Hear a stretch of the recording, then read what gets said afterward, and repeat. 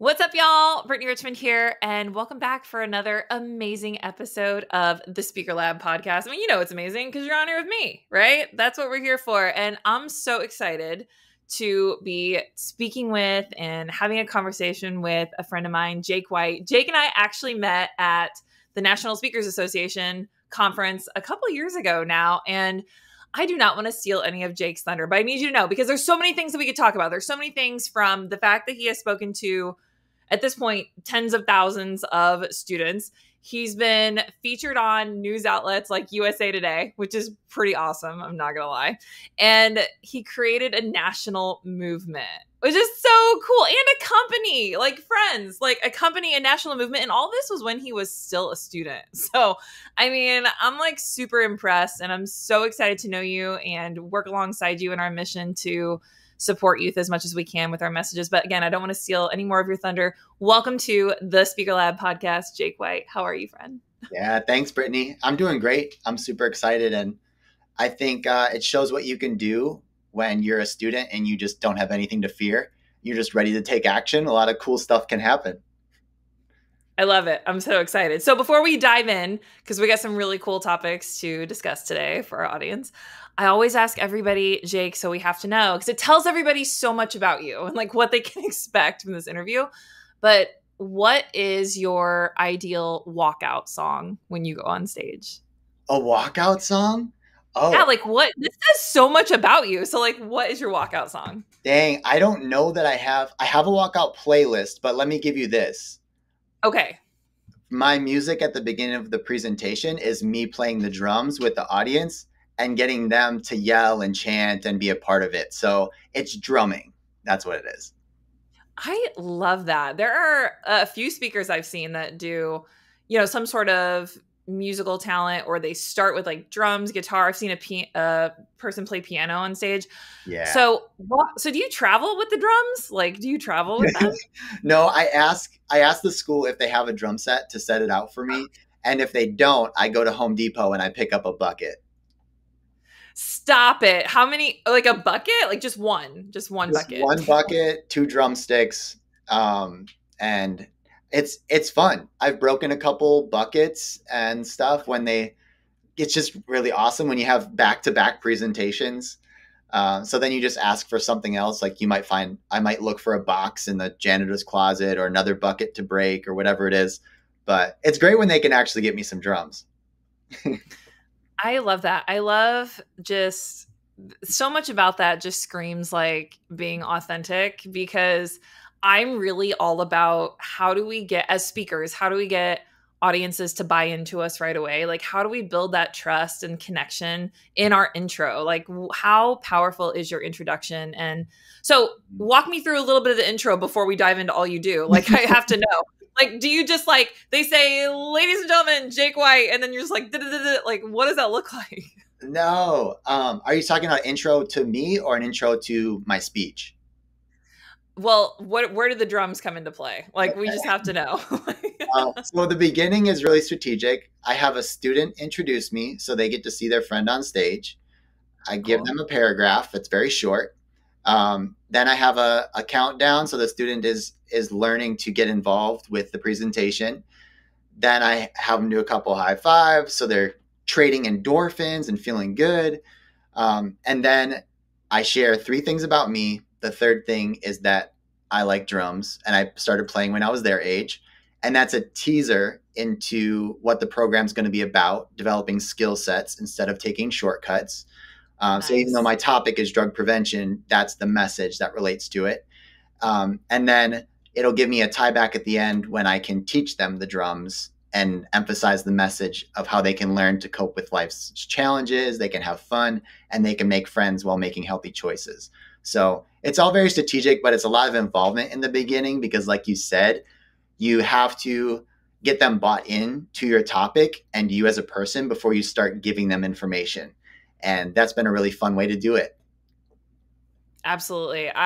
We're very similar. Like, I do a lot of like singing, a lot of music, I just have to know. And like you said, like there has to be this almost like really quick relationship built between you and the audience. So there's that trust and that respect. So we'll get more into the authenticity, but you talked a little bit about it, but tell everybody what you speak about, what you do, what's your audience, and what's your message. Yeah. So the good old, I call it the college intro. So I'm Jake White. I'm the co-founder of Vive 18 or Vive 18, depending on who's saying it. But what we do is we deliver high energy, relevant, and engaging drug prevention programs for schools across the country. And the topic is really near and dear to my heart because I had lost some family members to addiction, didn't want to go down that road, but I learned how isolating it can be sometimes to be the one who isn't drinking or isn't smoking, isn't partying like other people are. And so this company is really just an outcome of me trying to solve a problem that I desperately wanted to solve for me. And I just learned that there are millions of people with this same issue wanting to stay healthy, make friends, have fun, and feel good without putting their friends or their future in jeopardy. So that's our company now is we do speaking engagements, a lot of them. And then we have a curriculum, a media program, and now we're starting to do some coaching so that when students hear our message, they can take action and keep the impact going on throughout the school year.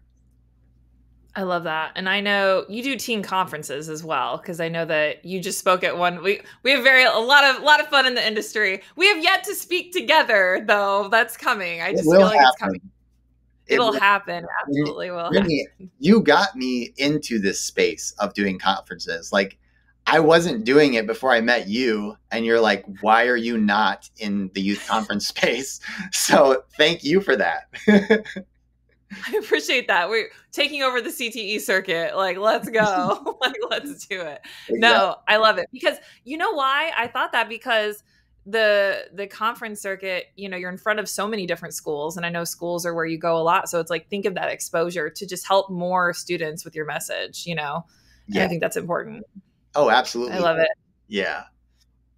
No, it's great. I love it. And you have speakers that work with you though, too. Like there are speakers that actually go in and speak on behalf of Vive 18, right? So like, how did that kind of come to be? How did you acquire speakers to work alongside you? Yeah, it kind of happened naturally as we got busier. So Tomas Barraza is our co-founder. And when I met him, I was doing just college stuff, right? We were throwing these giant drug-free parties at colleges, getting, you know, hundreds of students and big name sponsors. So naturally the hype around it was happening and we were getting invited to speak.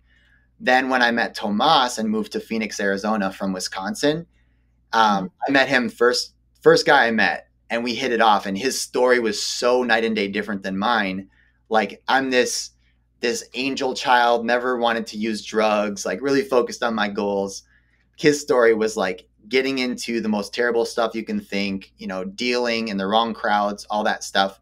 And now us meeting in this similar stage of life where we're deciding, hey, this is important for us to stay away from all this stuff. And we're speakers. So we were the first two. And then as we got busier and busier, we needed to add more because there's big seasons like Red Ribbon Week. It's this national week-long holiday for schools and people that work with youth to do drug prevention. And so in different high demand times, we needed to have other people. So we were able to train other speakers or new speakers on our content and then send them out to go make an impact. So yeah, that's been really exciting for us is we can reach so many more people when we work together. So that's been really great. No, I love it. And I love that all of you have different stories as to how all of this comes together. So there's this ability to reach more of your audience because they may not have your exact story, but they may have his, or you know what I mean? So there's like this, it doesn't matter where you're coming from. This is the solution, right? This is the outcome that could happen. And I think that that is so cool. And I think that gives them the ability to create space for other people with their stories too. So I love it. And you have 2 other speakers, right? Do you have 4 total that are with y'all? Total. And looking at a 5th as well right now. But you're right. It's all about we don't want to have a ton of speakers and no one goes out. It's right. We want to make sure the audience that we're serving, you have a speaker that represents you and that this person has some sort of variance to show that like my thing is drumming.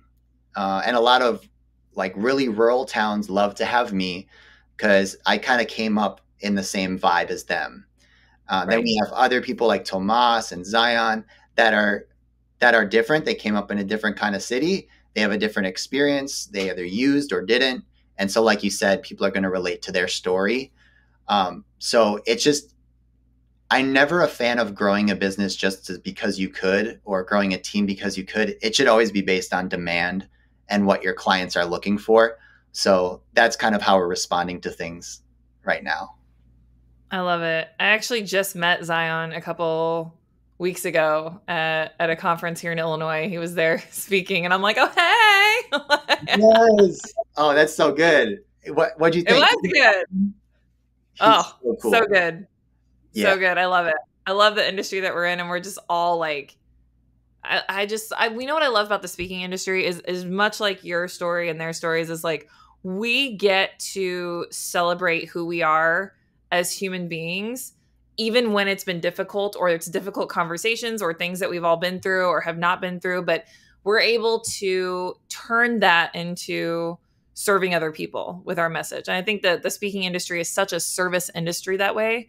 And much like something that we talked about discussing on the podcast with authenticity, right? And like how that brings credibility. Because I've said before, like the moment you're inauthentic, your audience will know it, right? Yeah. They know it. They just know. And your door is closed, your trust is shot. Like it's just a thing. So when it comes to stepping into this space, because it is a vulnerable space that y'all are in, I mean, we share our stories as being vulnerable, but we do that to be authentic, to create that trust and that relationship. So how has living that authenticity just impacted your business and everything that you're doing right now? Oh, that's a great question. I think that living your message, it kind of creates an atmosphere where there's no competition. And I don't say that to say that there's not other speakers in your topic, because there is and there should be, because we alone can't serve everyone. But when it's time for your message, they will know you're the only one. So for mine, as an example, when I was in college, I actually saw a speaker. Like I was in the club that paid speakers to come to our campus. And I I booked all these incredible speakers, and one that came to our school, his name was John Beatty, and he's this Mount Everest climber, just great adventure guy, all these cool stories. And I was like able to stay in touch with him, and now like we have this cool relationship because I saw this aspiration. If I can become a speaker one day, I would love to do that. The lifestyle, the impact. I love being in front of a crowd. Like it energizes me. Um, Mm-hmm. but I felt like I didn't have a story. And if Mm. anyone's listening right now, and you might have thought that too, of like, I have something I'm passionate about. There's a message I want to share with the world. But am I the one who has to share it? Am I worth it? Do I have a story? Am I interesting enough? And the first thing to know is like, yes, you are interested in enough. But two, is that you might not have a story yet. You might need to create one. And for me, the question was, how can I show the world my message instead of telling them? And for me, that was throwing these giant drug-free house parties on my campus. I was like, yes, I could tell you you can have fun without drugs, but you don't have to believe me. Instead, what if I were to throw a giant, huge event with like, games, sponsors, music, DJs, all this stuff, but you'd realize like there's no alcohol, there's no drugs here, no one's smoking. It's just a cool atmosphere where you come as you are, you meet friends, you have a great time. And once I started doing that, all of a sudden I have credibility and authenticity that no one can replicate, unless they come learn it from me. And I love that. I love the ability to teach people this so that we can grow the movement.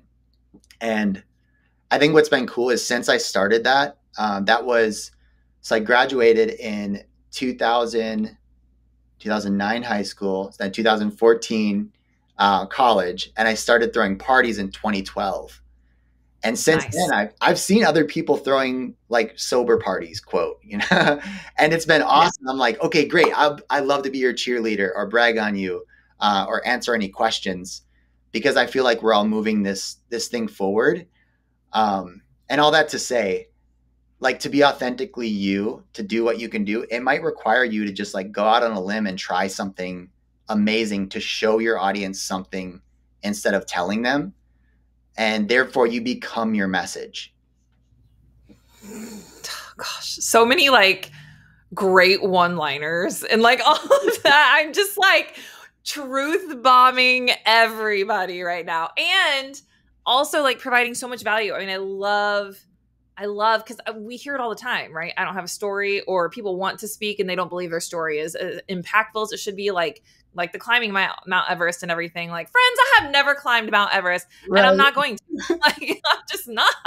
But I have always felt that like the stories that were the most relatable were the ones that were so close to home, right? Like climbing Mount Everest is great, and I'm not taking that away from anybody because that is super inspirational. Yeah. And that's awesome. But like that's not something I'm going to do. I can appreciate it, but like your situation, like you started throwing these parties and you're like, let's see if other people buy into you and the movement, and they obviously did, and they love that. And I love what you also said at the beginning too, how, because like you said, you have speakers that work alongside you that have been trained on the message and go out and speak to that. And I love what you said where there's competition, but also not really. So like there's this interesting thing in the industry where yes, there's other people that speak on the same topics, but your story is what makes you untouchable in terms of like the demand, right? Because your story is different than even the other speakers you work with. So that's why you send them to different places, because of the connection they're going to have with their audiences. Yeah. And I think that is so incredible. So my question to you is when you were coming into this industry and into this space, and obviously you know other speakers that speak not only in the lane that we're in, but on similar topics, what do you do on the business side to consistently get out there and get the message out there and consistently getting the clients and the leads and getting booked and paid? Yeah. Well, I think number one, I've noticed that any time that I've gone and like tripled my business, which has happened a couple of times, there was always a coach there. I invested in a coach, invested in my learning and skills. So that was one thing. And before I could afford a coach, I was listening to the Speaker Lab podcast like every day, like episode after episode after episode, until I had enough runs and income in to hire that coach. So, I mean, that's the simple answer. But I think when it comes to the business side of things, I like to recommend this, like one thing that maybe you haven't heard before, which is you don't need a lot of clients to become a great presenter or to build your business. What you really need is you need to find your ideal client, the person that you're like, hey, I would love to change their life. I'm really passionate about solving the same problem that they're passionate about solving. I have a unique ability that I'm willing to share. And then I would go out and I would just get like 2 or 3 clients. And I would find for like a year, anything I can do to help them, I would do it for like a low fee. I'd be like, hey, this is my rate, what I charge. You know, maybe it's like, you can make it up at the beginning, but what are people charging in your field? So let's say I charge $3,000 as a youth speaker. I'm going to give you a deal because I'm building my portfolio and I want to learn how to best serve people that are exactly in your position. You have $1,500 in your budget. I want to be there. I want to have a monthly call with you to pour into what you're doing. I want to deliver my speaking engagements, maybe like 2 variations throughout the year. And then I want to do a survey every 6 months with you to make sure that I'm learning the most about what problems you have and how I can help solve them. And what you'll find out is your entire business plan and model is right there in one customer. And it sounds easy, but if I could start all over again, I'd be testing my presentation, doing it a lot, and then finding my favorite customer and doing that with them. That's amazing. So you saying even new people can start this, like find that one person and then like dive into that. Interesting. If you view it as a learning experience, like you want reps of your speech to learn how to speak, and you can get that. And you won't be paid the most at the beginning. You shouldn't be. You're at the beginning. But if you want to accelerate faster, then you need quality time with the people that buy what you offer. And what I'm learning from my business is that I can have the same pool of, like, our industry has 700 clients around the country that are our perfect match. We do exactly what they want to do. And we are lights out, like the best option. So I don't need to go chasing after the 20,000 schools out there. I need to partner with the 700 people, learn Mm. their language, how they're funded, what problems they have. Whenever they book us, what are the hurdles they have to go through? And however it can make it so easy for them to bring us in, that's part of my learning curve. And these clients can now get us into dozens of schools. So our workload goes down and our impact goes way up. Wild, because you're right. We focus so much on reps of our speech, which is critical. So I'm not, saying don't do that. But we also need to, it's almost like the business is multi-tiered, right? Reps here, but also reps here and reps here. I mean, relationships, and just pouring into those 1, 2, or 3 people. I can honestly think, if I think about the years I've been speaking at different conferences, there are like 1 to 3 decision makers that I have built such good relationships with that were like text friends. You know what I mean? And I go to these events even when I'm not speaking, just to support them and all the things. And those one in particular has resulted in tens of thousands of dollars and opportunities that I still get today because of, so in a strange, unknowingly way, I kind of did something similar, right? But like, that is really interesting. So if we can challenge everybody listening to be more intentional about that, like think about your 1 to 3, or when you start in this industry, like really building and nurturing those relationships. Wild. Like that just was like an aha moment for me. Like I'm going to text her when I get off the call now. I'll be like, hey girl, like, Yeah. how are you doing? So, right. And it doesn't mean that you can't serve other people. You will be doing other things, but you're really diving in. And what will happen is you'll either learn that this is the perfect ideal person for you, and they're going to actually introduce you to more people like them. They're going to refer you because you're serving them so well. Or you'll learn, oh, this actually isn't my target. I need to move. Because when I started, I was in the college space, and that actually wasn't our best space. So I would go in and do this. It wasn't working, and I knew that I needed to pivot. And so this could take years. I've been doing this for over a decade. So it goes to show, like, it sounds very simple, but you stick with it, you learn as you go, and you just set your mind to becoming a lifelong learner, not only of your message and your skills, but of your clients and what they need. I love it. So looking at everything that you're doing now compared to chapter 1, right? Like day 1 of what you were doing. Like you said, you're like, if I could have gone back, I would have done this. What, can you think of anything else? Like when you were like, oh, knowing what I know now, like these are the things that the quote unquote mistakes, and I don't mean to say there were mistakes, but like if you could, a lot of our listeners are emerging speakers, right? And they're starting their journey, or they're kind of starting to get booked and paid, and they're getting out there. So when you think back to the beginning, what is some advice that you could give them that you would have given yourself, like from the very beginning? I would have showed up to my industry conference a lot sooner. Even if you feel like you don't belong there, if you know your subject and your topic and what you're passionate about, just going in the room and going to these conferences, it costs money. And a lot of people have jobs that will pay for that. But if you're speaking and you're self-employed, like that's part of your investment, is you're investing in a coach, and you're investing in going to your industry conference to learn the language and what they need. And you'll get there a lot faster. So I would have done that differently and gone there, because at the beginning, I was trying every marketing strategy. I was doing like all these SEO things and email marketing, which you have to do at some point in the beginning, but you can do it with people you know. Right. But to say it nicely, I was spamming principals across the country. Like that's legit what I was doing. And it's not a good strategy. But I went through all of those tools, and yeah, if I would have just shown up at the industry conference for principals, for drug prevention professionals, I would have learned so much sooner, and I wouldn't have wasted all that time and effort and maybe adding more emails to people who already get hundreds of them a day. So Right. I totally hear you. So that's excellent advice, because in every industry there are industry specific conferences and positioned places where decision makers are at, and a lot of times they are an investment, right? They absolutely are, but like it's like what's the ROI? The ROI is you're creating these relationships and these connections that are your ideal client to get on stage and in front of people, because look at what you've built now. You have literally found in this process all of these ideal places, and it has just served you well, like doing the legwork with that. And I think that's really impressive. yeah.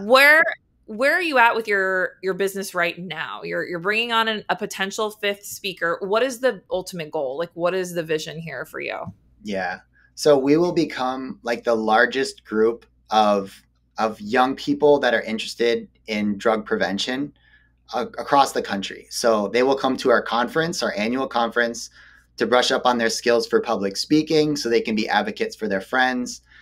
They're going to learn how to use media well, so producing videos and being a positive influence online, and then also how to throw their own drug-free events and safe parties for their community and get sponsors and build something sustainable. So that's where we're going. And we've already started. We had our first inaugural conference last year with 108 students. Yeah. Insane. Yeah. It was so cool. So that's where we're going. And it's kind of like we're just building the group, the movement. And what will happen to the business is if you do that, if you build the community, then your people are going to continue using you because you're the hub and where to go. So that's probably the biggest thing that we're working towards and we're becoming. So we don't always go out, but sometimes people come to us as well. And then that can feed our curriculum being used in different schools, the students going back to their communities and making a difference, and ultimately like more champions for the cause who are building sustainability.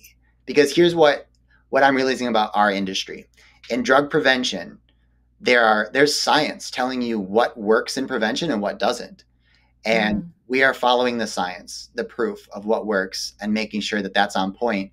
But two, we know that for someone to pay for us to come in every time they want to have a message, that's not actually sustainable.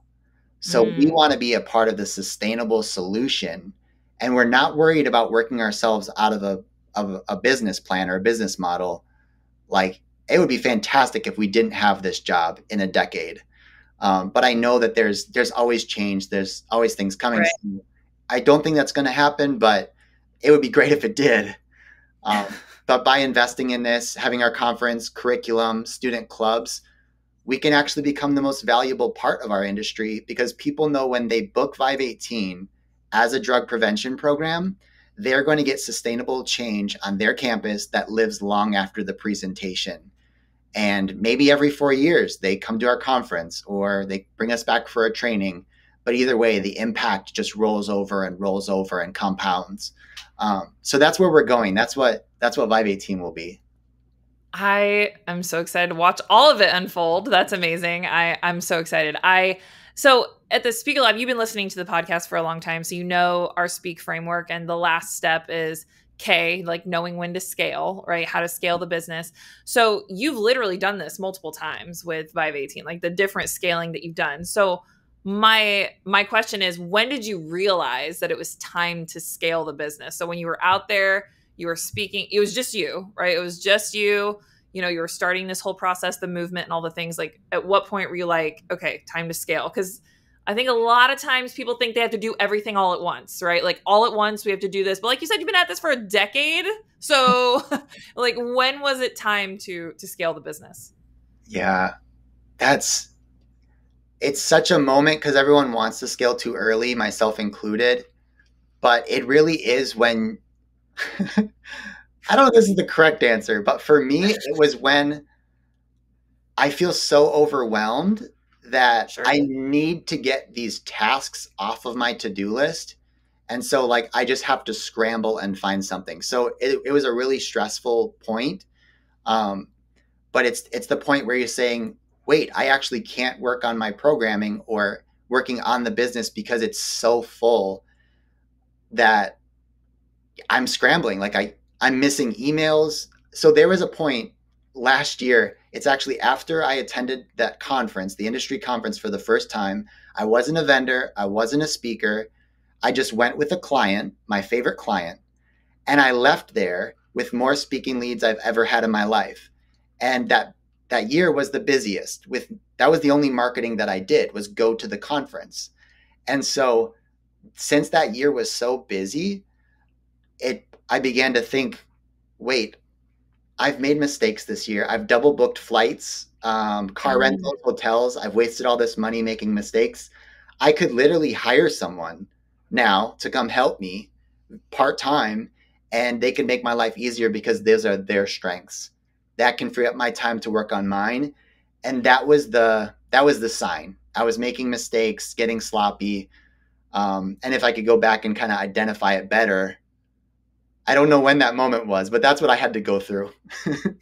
Well, it's very similar to Eric Ream. You know him from the podcast. He works at the Speaker Lab. He told me that when he realized he needed to hire someone was when he double booked a flight, right? When he was like, I booked the same flight twice, the same event. And that was the moment when I realized I can't do this anymore, And I've had some similar situations, not fully, but like similar. So I'm actually in the process of hiring right now because there's just comes a point, and it's weird because I'm with you.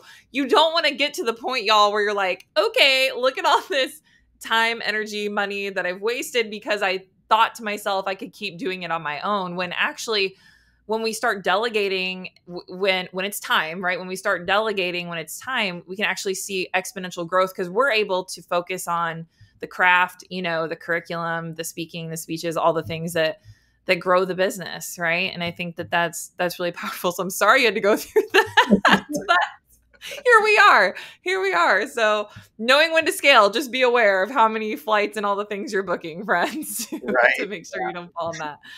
Oh my gosh. So what would be, I know we're wrapping up soon, but what would be, looking back over these last 10 years, everything you got going on, and that was one, but what is some like underrated advice that you feel like you could give people who are stepping into this industry of speaking, or, looking to scale a little bit, or, they're doing it a little bit, but they really want to make it more serious? Like what's the, like some of the best advice you think you could give to those people right now? I think the number one thing to embody is that you are now a student of your field. And if you have this mindset, you'll become the expert in your field.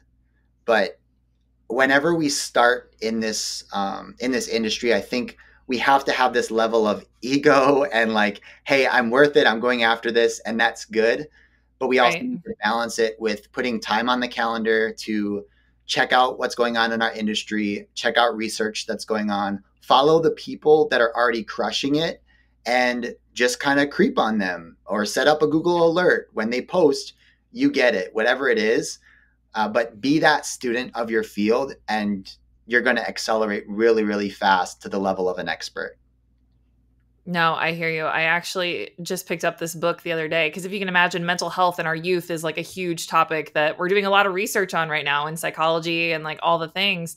And I just picked up this book, The Anxious Generation, and I'm excited to look into it because there's no better research than being in the field and like talking to, but I have a psychology background. So reading studies and things like that have always just been something that I really enjoyed, which is weird to say. People are like, wait, what? Yes, I read the research, but it's so relevant right now. And some of the things that you talk about are addressed in this book too. So I'll have to let you know what all was said in this book. So and now you're part of the research too, because you're a published author.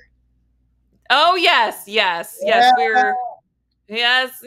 friends. The audience is like, Brittany hates talking about herself, so she's gonna segue now to another topic. She's like, yeah. But I want to give you a chance to talk about all the things and where you're at, and people can find you, your podcast, everything. So tell everybody where they can find Jake Weick and Vive 18. Yes. Go to vive18.com, VIVE18.com. And then we do have a podcast called the Drug Prevention Power Hour.